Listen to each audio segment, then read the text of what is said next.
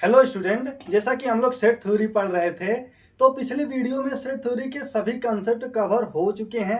सिर्फ एक ही कंसेप्ट बचा है, नंबर ऑफ एलिमेंट्स का कंसेप्ट। तो आज हम इस वीडियो में नंबर ऑफ एलिमेंट्स के फार्मूले देखेंगे, कैसे फार्मूला बना है उसको समझेंगे। उसके बाद कुछ क्वेश्चन करेंगे जो एग्जाम में पूछे जाते हैं। और हाँ, सभी कंसेप्ट पर क्वेश्चन करेंगे और ढेर सारी क्वेश्चन करेंगे जो एग्जाम में पूछे जाते हैं। तो चलिए स्टार्ट करते हैं। Number of elements.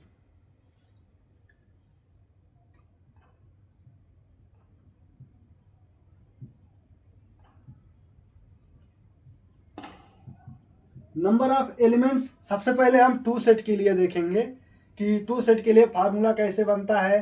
Venn diagram के थ्रू इसको समझेंगे। For two sets,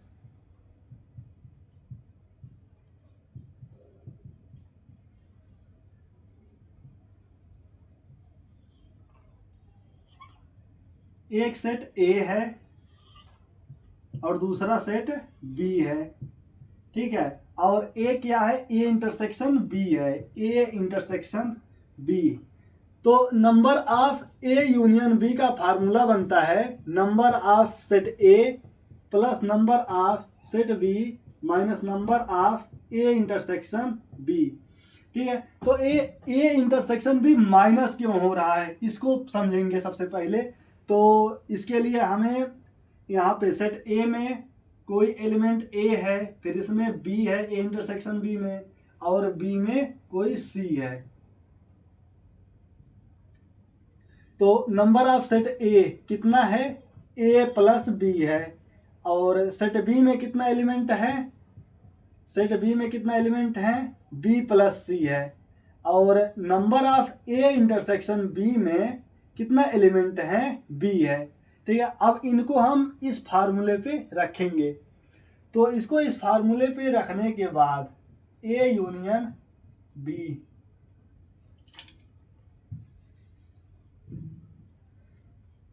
number of A union B is equal to number of set A कितना है? A plus B, A plus B. और नंबर ऑफ सेट बी कितना है? B plus C. और A intersection B minus हो रहा है तो माइनस बी माइनस कर दिया, ठीक है। तो ए माइनस बी और प्लस बी कट गया, बचा कितना? ए प्लस बी प्लस सी। तो यहाँ पर ए प्लस बी प्लस सी, पहले ए वाला पार्ट कवर हो गया, ए वाला पार्ट कवर हुआ, फिर उसके बाद ए इंटरसेक्शन बी वाला हो गया कवर, उसके बाद ए बी वाला, सिर्फ ओनली वन बी। तो ए टोटल हो गया A union B, number of A union B, जो कि अपना ये फार्मूला है number of A union B, number of A plus number of B minus number of A intersection B. इसके बाद हम थ्री सेट के लिए देखेंगे। उससे पहले हम आपको एक बात बता दें कि अगर कोई कंसेप्ट नहीं समझ में आ रहा है तो आप कमेंट में बताइए, जिससे हम उसका सॉल्यूशन प्रोवाइड करा सकें। तो चलिए थ्री सेट के लिए फार्मूला देखते हैं और उसको इस तरह से रखकर हम उसको सेटिस्फाई करते हैं कि थ्री सेट के लिए देखते हैं कि क्या फार्मूला बनता है। तो वेन डायग्राम में कोई तीन सेट मान लेते हैं ए बी सी करके। तो ए क्या है? वेन डायग्राम है, कोई सेट ए है और दूसरा सेट बी और तीसरा सेट सी है, सी है, ठीक है। तो number of A union B, number of A union B union C, इसका फार्मूला बनता है number of set A plus number of set B plus number of set C minus number of A intersection B minus number of A intersection C minus number of B intersection C plus number of A intersection B intersection C, ठीक है। तो यहाँ पर देखते हैं कि number of set A plus number of set B plus number of set C, A add हो रहा है, फिर उसके बाद यहाँ माइनस हो रहा है तीन बार, A intersection B, A intersection C, B intersection C, उसके बाद एक बार ऐड हो रहा है A intersection B intersection C. तो इसको हम सेटिस्फाई कैसे करेंगे? तो चलिए यहाँ पर सबसे पहले सेट ए में कोई एलिमेंट ए है, ठीक है, A B C D E F और जी। तो A number of element A, तो नंबर ऑफ सेट ए में कितना एलिमेंट है उसको पहले लिखते हैं। तो नंबर ऑफ सेट ए में कितना एलिमेंट है, तो A B D E, A set A के एलिमेंट हैं, ठीक है। तो इनको ऐड कर लेंगे, A plus B plus D plus E, ठीक है। तो A number of set A के एलिमेंट हो गए। इसके बाद इसी तरह से सेट बी के सभी एलिमेंट को ऐड कर लेंगे। तो number of set B, number of set B कितना है, B C E F, B plus C plus E plus F.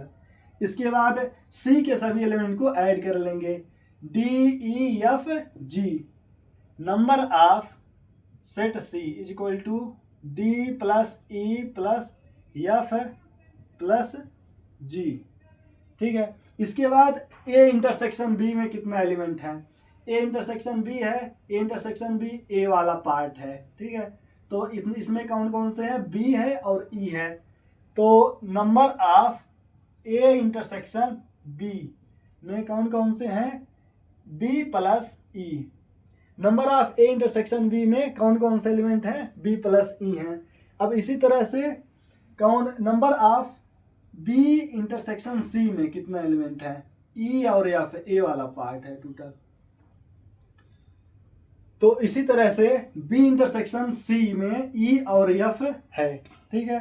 तो number of B intersection C में कौन कौन से एलिमेंट हैं, ई प्लस एफ हैं। इसके बाद ए इंटरसेक्शन सी में कितने एलिमेंट हैं, डी प्लस ई है। Number of A intersection C में डी प्लस ई है, ठीक है।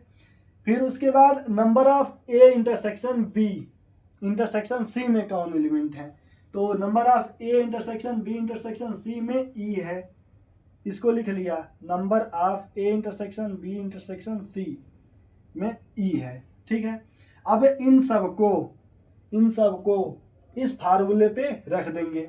अब इसके बाद number of A union B union C के फार्मूले पर इन सबको रख देना है, इनको और इनको, ठीक है। तो number of A union B union C, तो इसमें नंबर ऑफ सेट ए कितना है, नंबर ऑफ सेट ए कितना है, इसको लिख लेंगे, A plus B plus C, A plus B plus D plus E. अब इसके बाद नंबर ऑफ सेट बी कितना है, number of set B, B plus C plus E plus F, B plus C plus E plus F. अब इसके बाद number of set C कितना है, number of set C D plus E plus F plus G. अब इसके बाद यहाँ पे माइनस के साथ इन सबको रखना है। Number of A intersection B कितना है, minus number of A intersection B, B plus E है, बी प्लस ई। इसके बाद number of A intersection C, number of A intersection C कितना है, तो डी प्लस ई है, माइनस में डी प्लस ई। इसके बाद number of B intersection C कितना है, E plus F, E plus F. इसके बाद इसको ऐड कर देना है number of A intersection B intersection C जो कि ई है, प्लस ई। अब इसके बाद इसको सॉल्व करके बताना है कि A number of A union B union C के फार्मूले को सेटिस्फाई कर रहा है कि नहीं कर रहा। इसके बाद यहाँ पे माइनस बी यहाँ से कट गया, माइनस बी प्लस बी से कट गया, और ए माइनस ई प्लस ई से कट गया, और यहाँ पे माइनस डी प्लस डी से कट गया, और ए माइनस ई इस वाले प्लस ई से कट गया, और इसके बाद ए वाला माइनस ई इस वाले प्लस ई से कट गया, और ए माइनस एफ प्लस एफ से कट गया। तो बचा क्या, ए प्लस बी प्लस डी है, इसमें ए प्लस बी प्लस डी इसके बाद प्लस सी हो गया, इसके बाद ई प्लस एफ और प्लस जी यहाँ पर है, ठीक है, जो कि एक बार आ रहा है, जो कि इस पूरे एरिया को कवर कर रहा है एक ही बार में, ठीक है। तो ये टोटल कितना है, A union number of A union B union C है, ठीक है। तो हमारा एक फार्मूला है इस वाला, number of A union B, number of set A plus number of set B plus number of set C minus number of A intersection B minus number of A intersection C minus number of B intersection C plus करके number of A intersection B intersection C, जो कि हमें याद कर लेना है। अब इसी तरह से हम क्वेश्चन को करेंगे, जैसे यहाँ पर फार्मूले पर रखा हमने यहाँ पर, ठीक है, सेटिस्फाई कराया इस इक्वेशन को, सेटिस्फाई कराया इस फार्मूले को, तो उसी तरह से हम फार्मूले पर रख के सभी क्वेश्चन को सॉल्व करेंगे। तो चलिए अब इसके बाद हम क्वेश्चन करते हैं। अब इसके बाद हम क्वेश्चन करते हैं, हर एक कॉन्सेप्ट पर हम क्वेश्चन करेंगे, जिससे हम एग्जाम में उसे इजीली लिख सकें, उसे सॉल्व कर सकें। तो सबसे पहले हम रोस्टर फॉर्म में डिस्क्राइब करने के लिए 4 क्वेश्चन लिए हैं, ठीक है। इसी तरह से हम सभी कॉन्सेप्ट पर क्वेश्चन करेंगे। तो सेट बिल्डर फॉर्म में होगा, इक्वल एंड इक्विवेलेंट सेट पर क्वेश्चन करेंगे और नंबर ऑफ एलिमेंट्स पर भी करेंगे। तो सबसे पहले 4 क्वेश्चन हम कर लेते हैं, इसे रोस्टर फॉर्म में डिस्क्राइब करना है। तो पहला क्या कहता है, पहला क्वेश्चन क्या कहता है कि x belongs to natural number, x square is less than 25। कह रहा है कि वह नेचुरल नंबर बताओ जिसका स्क्वायर करने पर 25 से लेस देन आए, ठीक है। इसमें इस बात का ध्यान रखना है कि 25 इसमें इंक्लूड नहीं है, क्योंकि x square is less then है, ठीक है। 25 से लेस देन जो नेचुरल नंबर आएगा, इसे 24 इंक्लूड होगा, लेकिन 25 नहीं होगा, हमें वो नेचुरल नंबर बताना है, ठीक है। तो इसमें क्या क्या आ जाएगा, 1 का स्क्वायर करेंगे तो 1 आ गया, 2 का स्क्वायर किए 4 आ गया, जो कि 25 से लेस है, 3 का स्क्वायर करेंगे तो 9 आ गया, और इसके बाद 4 का स्क्वायर करेंगे तो 16 आ गया। इसके बाद अगर हम 5 का स्क्वायर करते हैं तो 25 आ जाएगा, जो इस कंडीशन को सेटिस्फाई नहीं करेगा। तो हमारे पास क्या नेचुरल नंबर आ जाता है, 1 2 3 4, जो कि इस कंडीशन को सेटिस्फाई करता है। इनका स्क्वायर करने पर हमें 25 से कम ही मिलेगा, 25 से लेस मिलेगा, ठीक है। तो ये पहला सॉल्यूशन रहा। इसके बाद दूसरा वाला देखते हैं।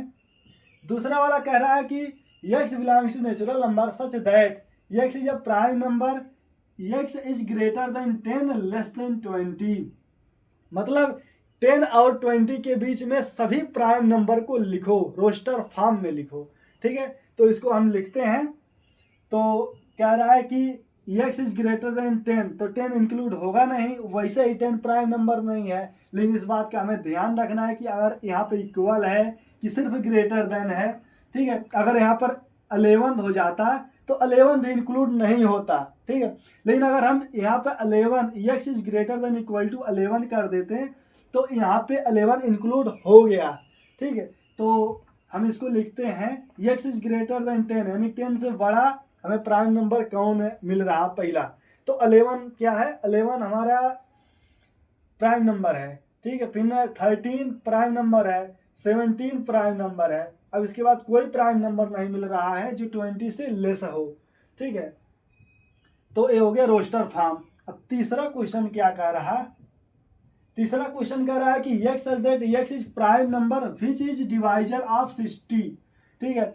वह प्राइम नंबर बताओ जो 60 का डिवाइजर हो, ठीक है। तो 60 के डिवाइजर कौन कौन से प्राइम नंबर हैं, एक 1 है, 2 है और 5 है।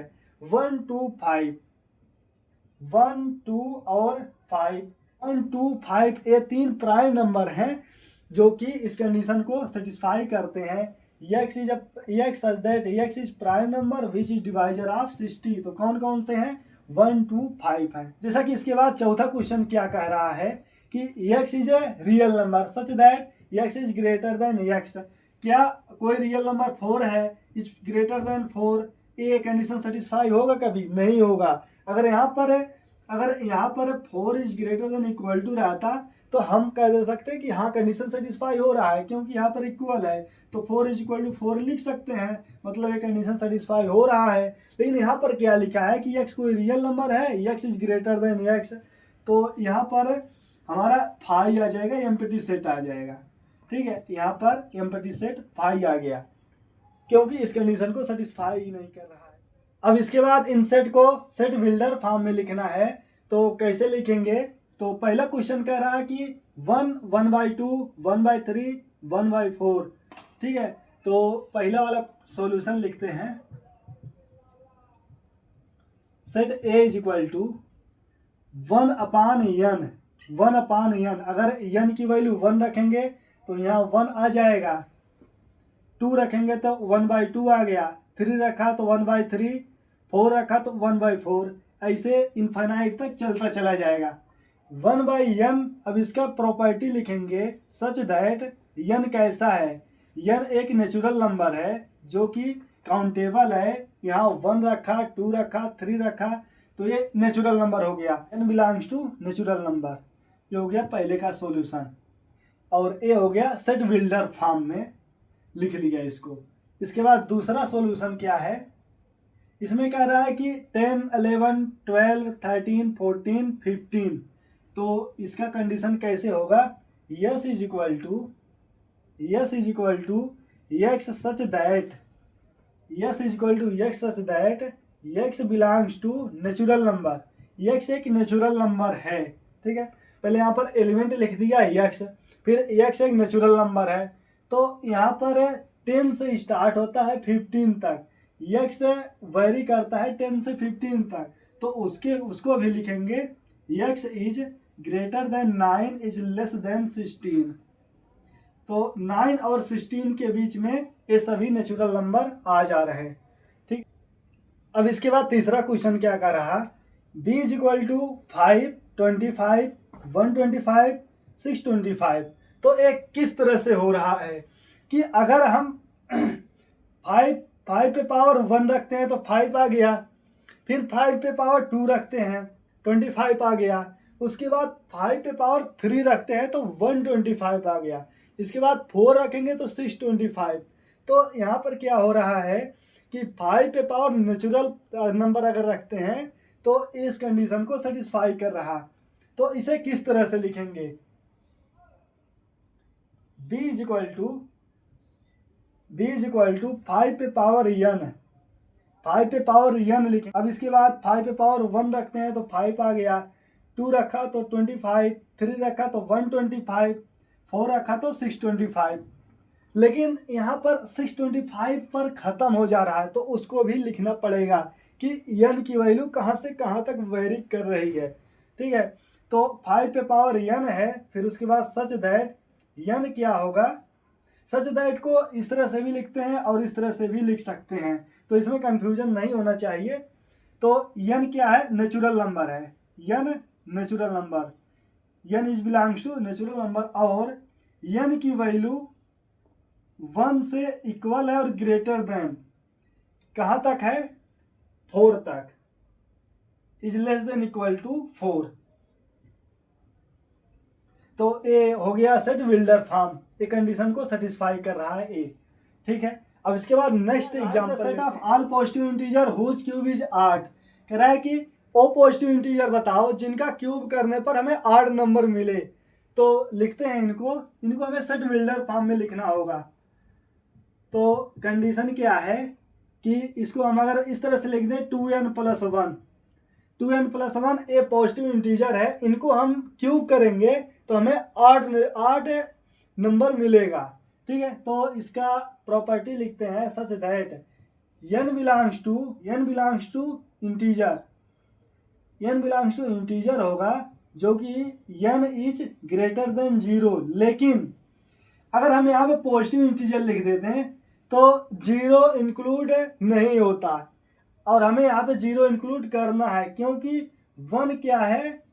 ऑड इंटीजर है। ठीक है, तो इनका अगर हम क्यूब करेंगे तो 8 नंबर मिलेगा, तो इसलिए हमें n को 0 करना पड़ेगा। इसलिए हम यहाँ पर इंटीजर ले लेते हैं, यहाँ पर इंटीजर ले लिया, इसके बाद n is greater than equal to 0, जो कि पॉजिटिव इंटीजर भी हो गया और 0 भी इंक्लूड हो गया इसमें, ठीक है। और ए इस तरह से इस कंडीशन को सेटिस्फाई कर गया। इसके बाद नेक्स्ट क्वेश्चन लेते हैं, राइट द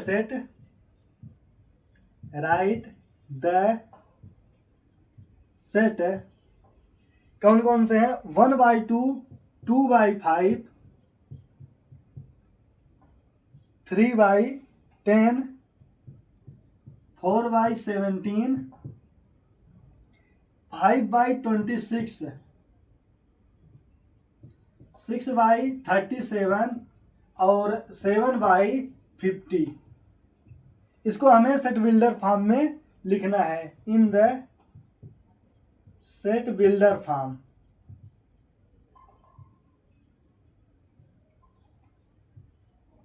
इनको हमें सेट बिल्डर फॉर्म में लिखना है। तो इसको हम लिखते हैं,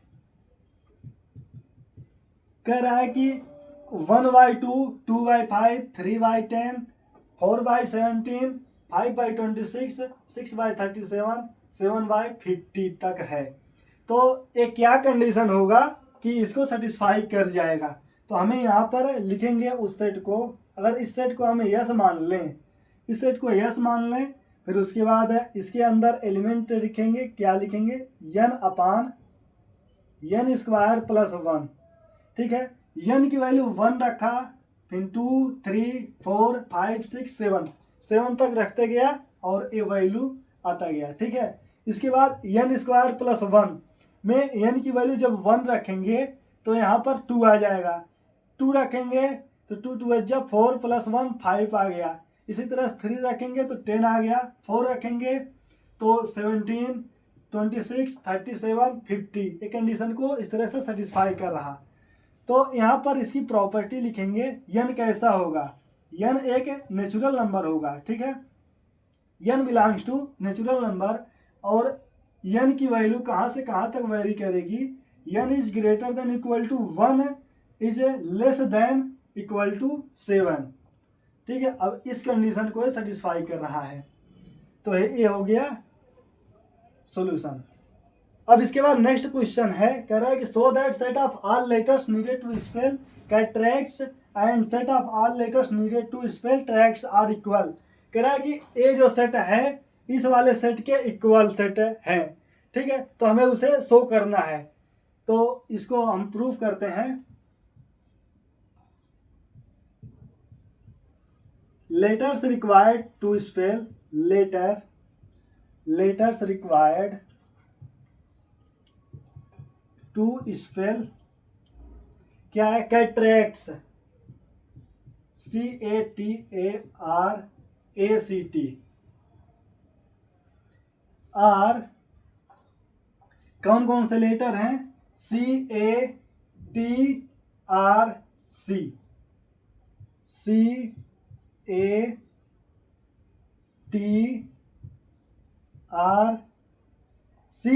CATR, इतना है ये बस।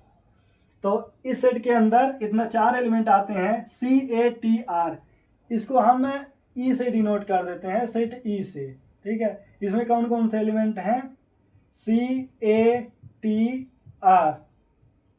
अब इसके बाद दूसरा सेट लेते हैं, ट्रैक्ट, इसमें कौन कौन से एलिमेंट हैं, तो लेटर्स रिक्वायर्ड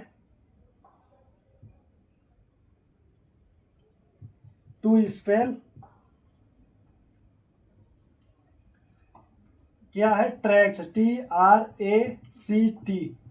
इसमें कौन कौन से लेटर हैं, RTRACT, ठीक है। इसको हम सेट F से डिनोट कर देते हैं, set F is equal to TRAC,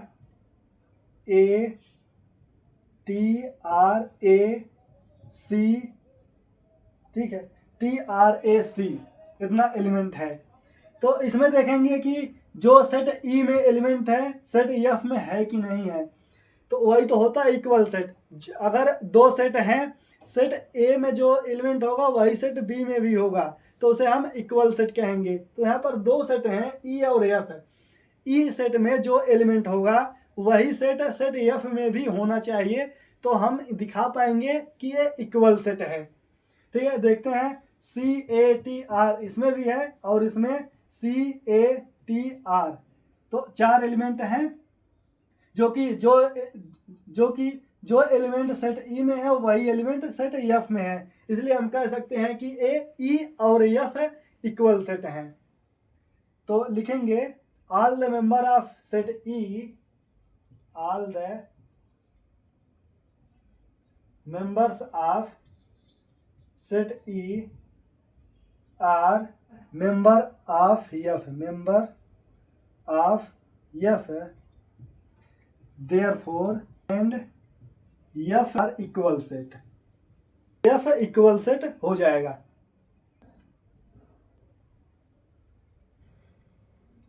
अभी इस वीडियो को यहीं पर एंड करते हैं। अब इसके बाद नेक्स्ट वीडियो में सभी क्वेश्चन को करेंगे। ठीक है, जो एग्जाम में पूछे जाते हैं, जैसे 6 नंबर का कुछ क्वेश्चन पूछा जाता है, वेन डायग्राम के क्वेश्चन पूछे जाते हैं, नंबर ऑफ एलिमेंट्स का कंसेप्ट जैसा कि स्टार्टिंग में हमने बताया उस पर क्वेश्चन पूछे जाते हैं। तो ठीक है, अगर आपको नहीं समझ में आता है तो कमेंट में आप जरूर लिखिए, जिससे हम उसका सॉल्यूशन प्रोवाइड करा सकें। और अगर आप चैनल पर नए हैं तो उसे सब्सक्राइब कर लीजिए। तो मिलते हैं हम नेक्स्ट वीडियो में।